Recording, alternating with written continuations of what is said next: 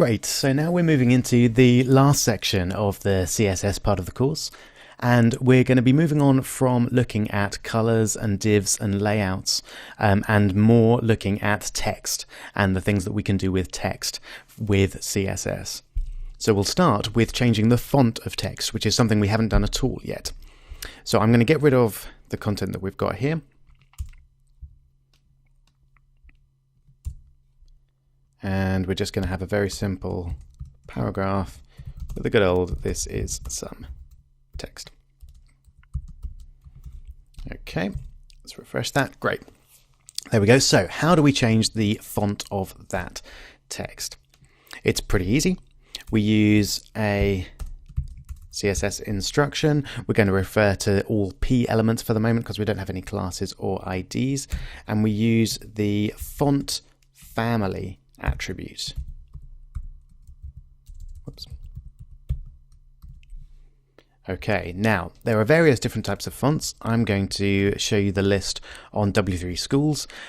You can find that list at this address, but I'll link to it in the docs for the course as well. So, font family, here we go.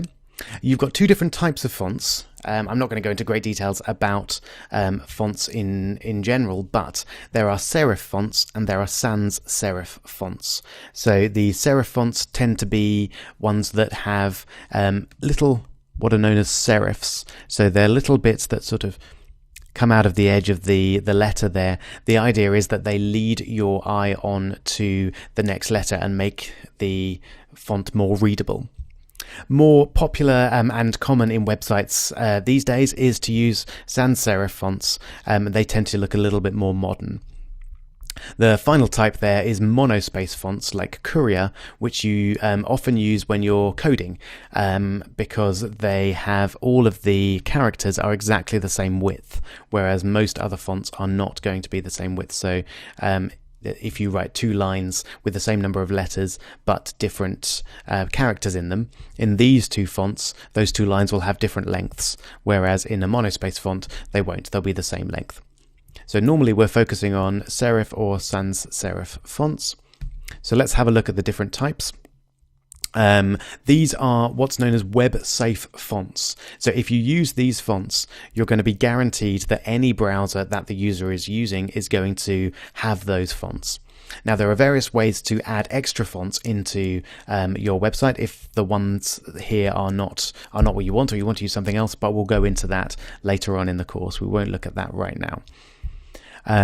So you've got a nice list there looking at the sans serif ones. We've got Arial and Arial Black, etc., etc. You can read those for yourself. Now, you will notice that all of them have a font name and then a more general font name and then the type of font there.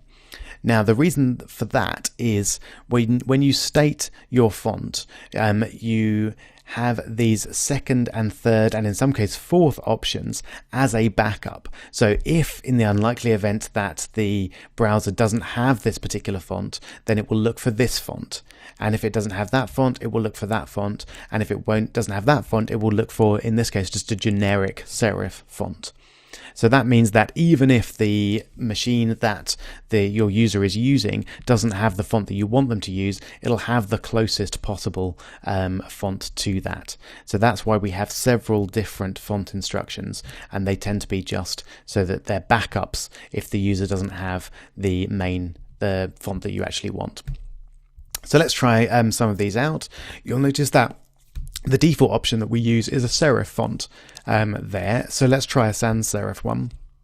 I'm just going to copy and paste here so that it's clear that I've got it right, but I don't want to copy and paste that one because that's a serif font. So let's copy and paste this Arial. Okay, so I want the font family to be Arial. And if we haven't got our Arial, we'll use Helvetica, and then we'll use just a sans serif font if we haven't got that. So let's see what effect that has. Hey, so we've got a nice sans serif font there. I think that's a bit nicer to look at myself. It's definitely more modern, in many ways more stylish than the font that we had before.